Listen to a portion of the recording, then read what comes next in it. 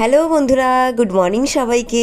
মাই happy day লাইফস্টাইলে তোমাদের সকলকে স্বাগত জানিয়ে আরও একটা নতুন দিন, আরও একটা নতুন ব্লগ শুরু করছি। আজকে সব কাজবাজ ওলটপালট হয়ে গেছে। নিচের সমস্ত কাজ সেরেছি, কিন্তু উপরের কোনো কাজ হয়নি।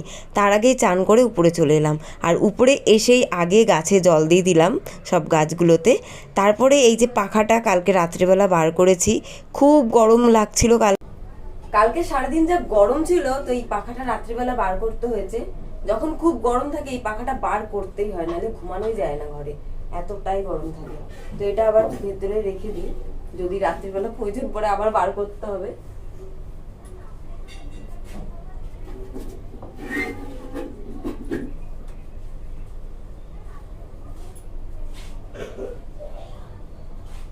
একটু ঝাড় দিয়ে নিয়ে যায়, একটা ময়লা হয়েছে, একটু ঝাড় দিয়ে নিয়ে যায়, একটা ময়লা হয়েছে বেশ। পাখাটা যখন সরিয়ে নিয়েছি তখন একটু ঝাড় দিয়ে তারপর আবার রাখি।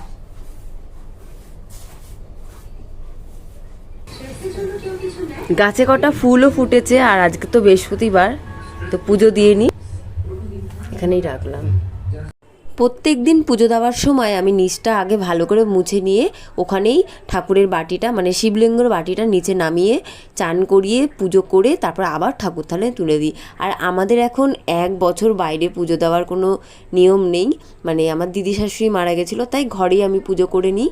আর এখন তো আজকে তো বৃহস্পতিবার, এই সোমবার তো প্রথম মানে শ্রাবণ মাসের বার গেছে, আমাদের পাশে মন্দির আছে, ওখানে গিয়ে পুজো করি। এবছর আর করতে পারলাম না, ঠিক আছে, একটা বছর পর আবার যাব, করব, এই বছরটা নাই থাক।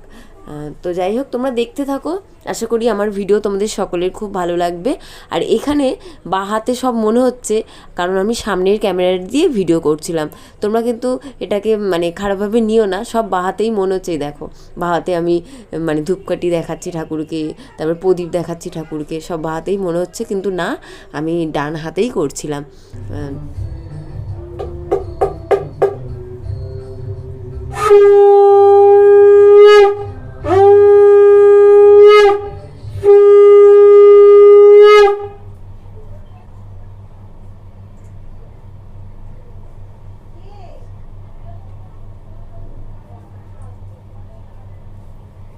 তো সব কাজ কমপ্লিট, এখন আমি চলে যাব নিচে গিয়ে রান্না বান্না করব। দেখা যাক কি রান্না করা যায়, একরকম রান্না করব যে কোনো, ভাবছি সোয়াবিন আর ভাত করবো, আর কিচ্ছু করব না, সবজি টবজি কিচ্ছু নেই।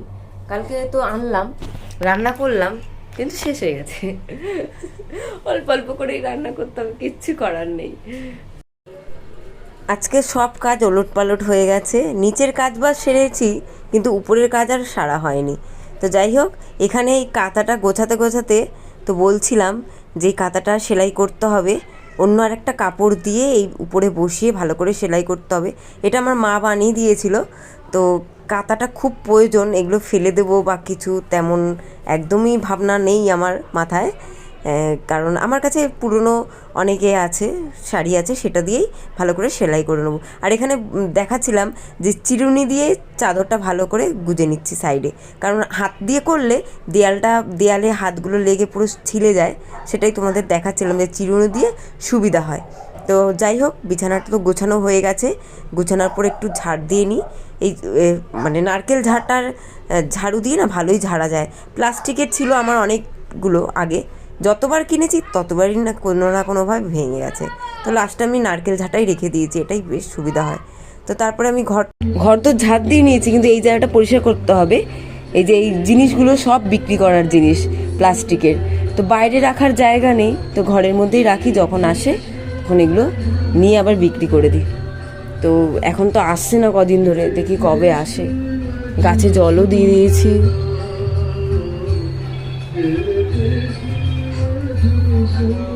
এটা বেলফুল গাছ, এটা টগর ফুলের গাছ, এটা অপরাজিতা ফুলের গাছ, এটা তুলসী গাছ।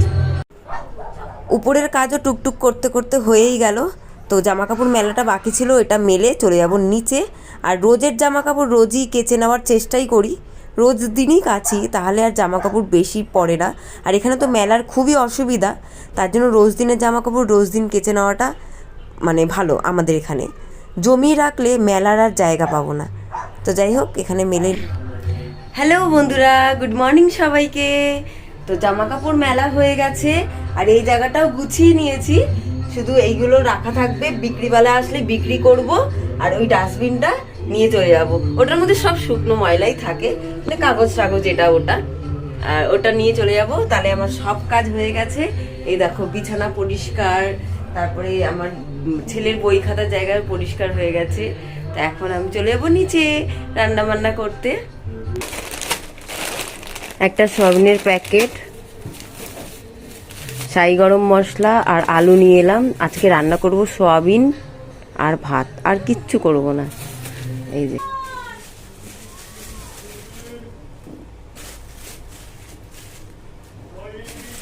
আজকে আদা আর রসুনটা পুরোটা বেটে আর রেখে দেবো ফ্রিজে, তাহলে সুবিধা হয় রান্না বান্না করতে তাড়াহুড়োর মধ্যে।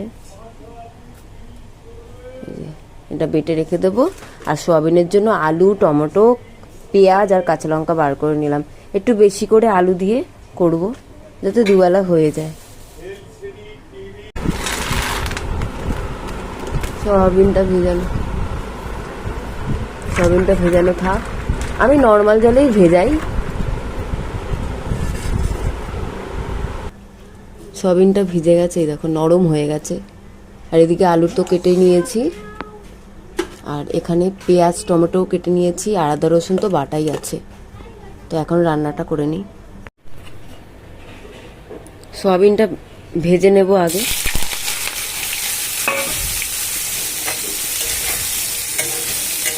একটুখানি হলুদ নুন দিয়ে ভেজে নেব, আর আলুও ভেজে নেব।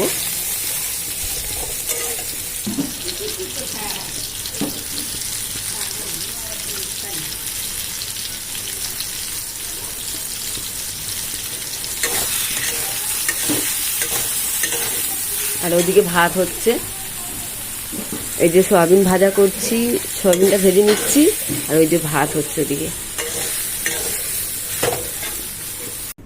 গুঁড়ো লঙ্কাটা শেষ হয়ে গেছে, তাই শুকনো লঙ্কা একসঙ্গে একটু বেটে নিই। আর এটা তো এক্ষুনি পরিষ্কার করব। সয়াবিন আর আলুগুলো ভেজে রেখেছি এখানে, আর এখানে তেলের মধ্যে গোটা গরম মশলা ফোড়ন দিয়ে আর পেঁয়াজ দিয়ে দিয়েছি। আর এদিকে তো ভাত ফুটছে। পেঁয়াজ একটু একটু লাল হয়ে যাওয়ার পরে দিয়ে দিলাম লবণ দিলে পেঁয়াজটা একটু নরম হয়ে যাবে, তো তাই আগে থেকেই লবণটা দিয়ে দিলাম। তারপর টমেটো দিয়ে দিয়েছি, আর মশলাটা ঠিক এরপরেই দেব। এটা বসিয়ে নিয়ে আর রেডি হব, তারপরে যাবো ছেলেকে আনতে।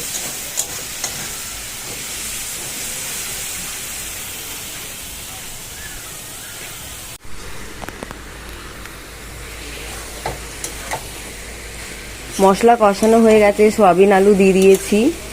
এর মধ্যে তেলের মধ্যে গোটা জিরে ফোড়ন, পেঁয়াজ টমেটো আদা রসুন, হলুদ গুঁড়ো, লবণ, ব্যাস এই হলো রান্না আজকে। আর কালকের একটু মাছ আছে, ওই মাছটা গরম করে নেবো, হয়ে যাবে খাওয়া। আর ওদিকে ভাত ফুটছে টকবক টকবক করে। ওদিকে সোয়াবিনটা হচ্ছে আর এদিকে ভাতও হয়ে গেছে, তাই ভাতটা এখন নামিয়ে নেবো, ফ্যানটা ঝেড়ে নেবো। আর এই যে কাঠের এটা কিন্তু আমার বাবা বানিয়ে দিয়েছে, মানে ফ্যান ঝাড়ের এটা। এত সুবিধা, এটা ছোট থেকে বড় সব রকমের সাইজের হাঁড়ি এটা বসে যায়। তো এটার মধ্যে ফ্যান ঝাড়তে বসিয়ে দিয়ে আমি অন্য কাজও সেরে নিই। এই দেখো কত সুন্দর না, এক গামলা ফ্যান হয়েছে। তো যাই হোক, দেখতে থাকো আমার ভিডিও। ফুটে গেছে, আস্তে করে ঢাকা দিয়ে উপরে যাব। গ্যাসের আঁচটা আস্তে করে দিয়েছি, সোয়াবিনটা হতে থাক, আর আমি এখন যাব উপরে রেডি হতে, কারণ একদম টাইম নেই বেশি। আর দু একটা বাসন আছে, ওটা পরে এসেই মেজে নেব। তো যাই, এখন রেডি হয়ে আসি উপরে। চলো, একটু গরম মশলা দিয়ে আর নামিয়ে নেব।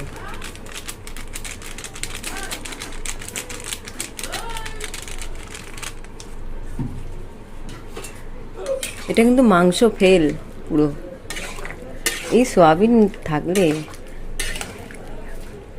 আর মাংসর দরকার পড়ে না। ছেলেকে স্কুল থেকে এখন বাড়ি নিয়ে যাচ্ছি, আর স্কুল থেকে বেরালেই ব্যাগ আমার কাঁধে চলে আসে। আর দিয়েছি বকা আজকে খুব, বোর্ডে লিখিয়েছে, একটা কোশ্চেন লেখেনি। তাও একটা বন্ধুর কাছ থেকে নিয়ে নিয়েছি ঠিকই, কিন্তু এটা রোজ রোজ হলে তো ভালো না, তাই একটু বকা দেওয়া উচিত, তাই মনটা খারাপ। স্কুল থেকে নিয়ে এসে ফ্রেশ হয়ে আর বসেছি খেতে। সকাল থেকে কিচ্ছু খাইনি, এই ভাতই খাবো, কারণ কিছু ইচ্ছা করছিল না খেতে, যে একটু গরম গরম ভাত খাই। এই যে মাছ, মিহিরে মাছ গরম করেছি, আর এই যে ছেলেও খাচ্ছে পাশে, আর সয়াবিন রান্না করেছি, তো সয়াবিন তো খাবো, একটু পরে নেবো। এই যে সয়াবিন,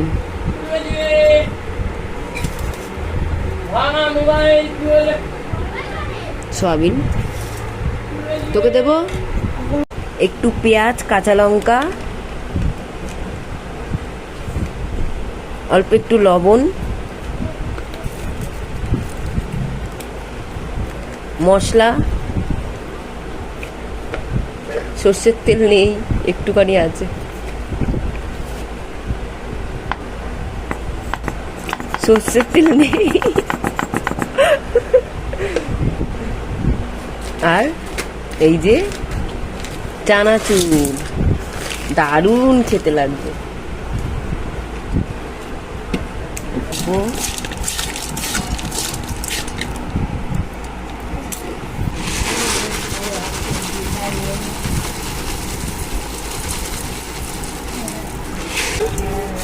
তাই একটু খেয়ে যা।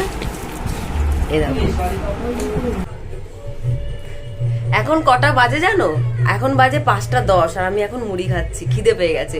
সকালে কিন্তু যখন ভাত খেয়েছি, ওটা মানে প্রথম আমি সকাল থেকে প্রথমেই ভাত খেয়েছি, আর অনেকটাই সকালে রান্না বান্না করার পরই, তো তার জন্যই খিদে পেয়ে গেছে। তো এখন মুড়ি খাচ্ছি, তারপরে সন্ধে দেবো 6টার সময়। তার আগে মুখ টুক ধুয়ে ভালো করে ড্রেস চেঞ্জ করে আমি সন্ধে দেবো। এখন এটা খেয়ে নিই, খিদে পেয়েছে, খিদে মেরে রাখতে নেই, তাহলে প্রবলেম হয়। তো খিদে পেলে কিছু না কিছু খেয়ে নিতে হয়, খেয়ে নিই তাহলে আমি।